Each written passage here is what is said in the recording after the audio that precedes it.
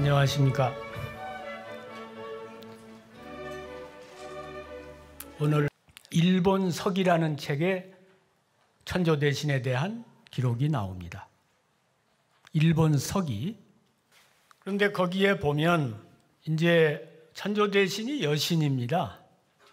거기에 보면 그 아버지가 천조대신을 낳을 때 이제 도망을 치다가 어느 물에 들어가서 땀이 나고 그래서 그 세수를 하는데 왼쪽 눈에서 천조대신이 나왔다 이거야.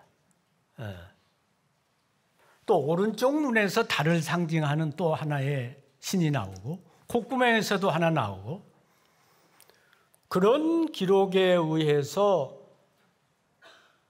그 천조대신이라고 한 분이 기록되어 있는데, 그런 기록을 바탕으로 신궁을 지어서 시조로 모실 뿐만 아니라 세계 지도자들을 거기에 참관을 시키고 이러는 거는 일본이야말로 그야말로 역사가 아닌 신화를 역사로 만들어가는 거 아닙니까? 우리는 삼국유사의 단군에 관한 환인 환웅에 대한 기록이 나오는데 일본의 천조대신의 신화에 비할 바가 아닙니다. 일본 서기에 나오는 천조대신의 신화는 그것을 일본 사람들이 아까 얘기했지 않습니까? 해외에 나가 있는 모든 교포들이 애를 낳으면 머리카락을 잘라서 거기다 갖다 하나씩 놓는다고? 우리는 지금 환인, 환웅, 단군을 제대로 모시는 사당 하나가 있습니까? 기념관 하나가 있습니까? 제가 서두에 이런 말씀을 드리는 것은 참 일본이 부러워서 드리는 말씀입니다. 우리도 지금 산업화, 민주화, 이제 이 기초 위에서 우리의 역사, 문화를 바로 세우는, 환단의 역사를 바로 세우는 역사 대통령, 문화 영웅이 지금 나와야 할 시기입니다.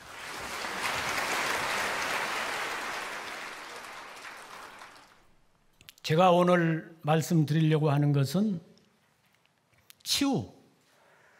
여러분들이 붉은 악마로 그동안 많이 알려져 있는 것을 알고 계실 겁니다만,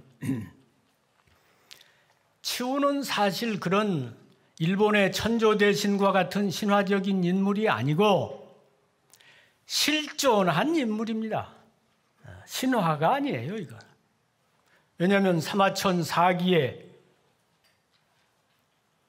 오제 본기에 분명하게 나와 있잖아요. 일본의 천조대신이나 이런 기록은 일본 서기에만 나와 있지 다른 나라 기록에는 어디에도 나와 있질 않습니다. 그런데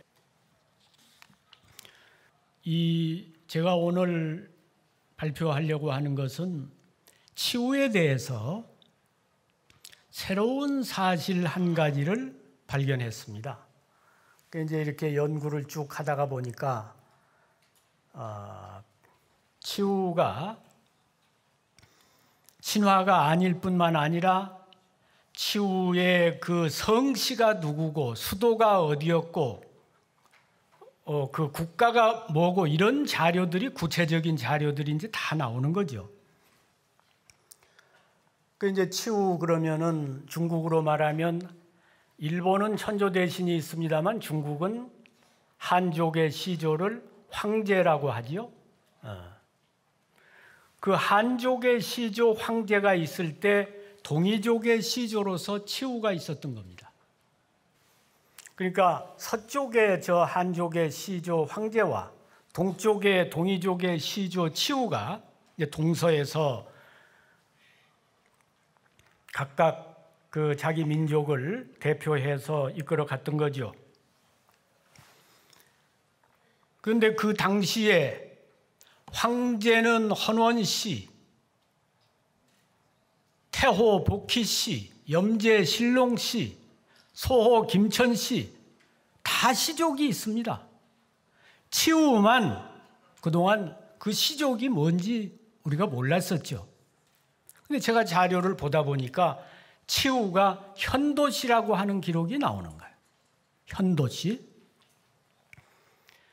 그러니까 우리가 그동안 치우에 대해서 시족을 몰랐던 것은 사서삼경이나 사마천사기나 중국의 25사나 이런 데 안 나오기 때문에 그걸 몰랐던 거죠. 그런데 이제 죽서기년이라고 하는 책이 있습니다. 이 책은 죽간으로 옛날에 무덤을 파니까 말이야. 진시황 그 이후에 무덤을 파니까 도굴꾼이 거기에서 거기 이제 소장된 그런 것을 도굴해 가기 위해서 도굴꾼이 무덤을 파니까 거기에서 이 대조가리로 된 여러 자료가 나왔어요. 그러니까 진시황이 분시서 갱유생, 진시황이 서적을 불사르면서 중요한 서적들이 다 없어졌거든요. 이 책은 죽간으로 해가지고 무덤 속에 묻혀 있었기 때문에 그 진시황이 불태울 때 불타지 않았죠. 그 이후에 발견됐으니까. 그래서 거기에 나온 자료가 죽서기년이란 책이야. 이 책이야말로 동양의 시경, 서경, 주역에 못지않은 위대한 책이야. 죽서기년. 여기에 보니까 현도씨라고 하는 기록이 나오고 그 현도씨가 바로 치우의 시족이라고 하는 것이 나오는 거예요. 동이족의 기록에. 그리고 또 일주서라고 하는 책이 있습니다. 일주서라는 건 뭐냐면 공자가 시, 서, 역을 편찬했단 말이야. 그러면서 이제 중국의 그 황제 화하족을 중심으로 책을 편찬하면서 그 화하족의 그 격을 낮추는 그런 좋지 않은 내용들은 다 빼버렸단 말이야. 그래서 일자가 빼버렸단 말이에요. 그래서 거기에서 공자가 편찬하면서 빼버린 부분이야. 그러나 한족의 입장에서 보면 빼버릴 자료지만 동이족의 입장에서 보면 당연히 들어가야 할 자료지. 그래서 여기에 또 현도씨에 관한 기록이 나오고 그 현도씨가 바로 치우다. 그런 기록이 나옵니다. 그러면 이 치우의 시족 이름은 왜 현도냐? 우리가 이 현자에 대해서 앞으로 깊이 연구를 해야 됩니다. 그러니까 현도씨가 치우의 시족명이라고 하는 걸 찾았다는 것은 단순히 그 시족을 찾았다는 의미가 있는 것이 아니고 우리 이제 동의에 또는 우리 한국 사상에 그 한국 정신에 이런 뿌리, 원류를 추구해 올라갈 때 아주 중요한 의미가 있는 겁니다. 왜 치우는 그 시족명을 현도라고 했을까? 여러분 삼국사기에 보면 국유 현묘지도 하니 왈풍류라 그랬죠? 유불선 3교를 포함한 우리의 고유한 사상이 있는데 그게 현묘지도다 이거야. 그러니까 현도라고 하는 것은 바로 우리의 고유한 현묘지도의 현인 거죠. 그리고 유교의 핵심 사상은 중용사상입니다. 불교의 핵심 사상은 중도사상이야. 근데 이 현은 이게 우리 한민족의 핵심 사상입니다. 그러니까 우리 한민족의 핵심 사상은 선사상이거든. 유불선이란 말이야. 선의 그 요체가 현입니다. 그래서 그 치우의 수도 이름은 현도고 그 시족 이름은 현도시고 앞으로 사상사적으로나 이런 것을 연구하는데 중요한 의미가 있다. 그러니까 사실은 신라의 그 국선, 화랑 이런 것이 이 현도의 최고 지도자는 선백진공이라 그랬거든. 그러니까 현도에서는 이 신선수행을 해가지고 최고의 경지에 이른 그런 사람이 그 지도자가 되는 거예요. 권력이 많고 돈이 많고 이런 사람이 지도자가 되는 게 아니라 현도에는 말이야, 선백이 지도자야. 신선, 그 선가사상의 최고의 경지에 간 사람이. 끝으로 제가 이 시간을 통해서 한 가지 제안을 하고자 합니다.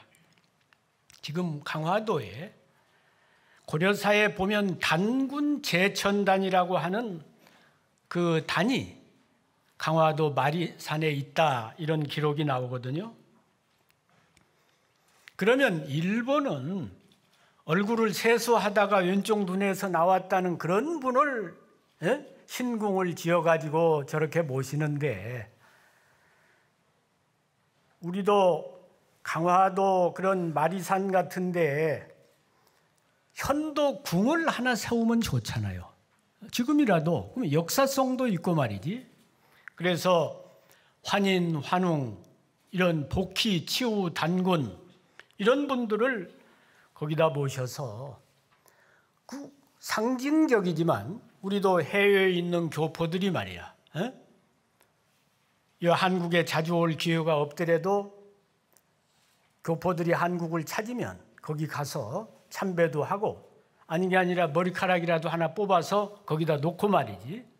이런 것이 필요하다고 생각합니다.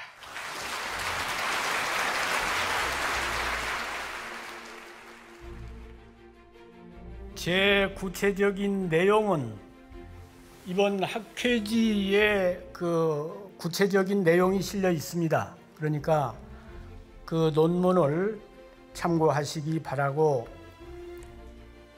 백범 선생이 말씀하셨던 그런 통일 자주국가, 문화가 강한 나라, 이런 나라를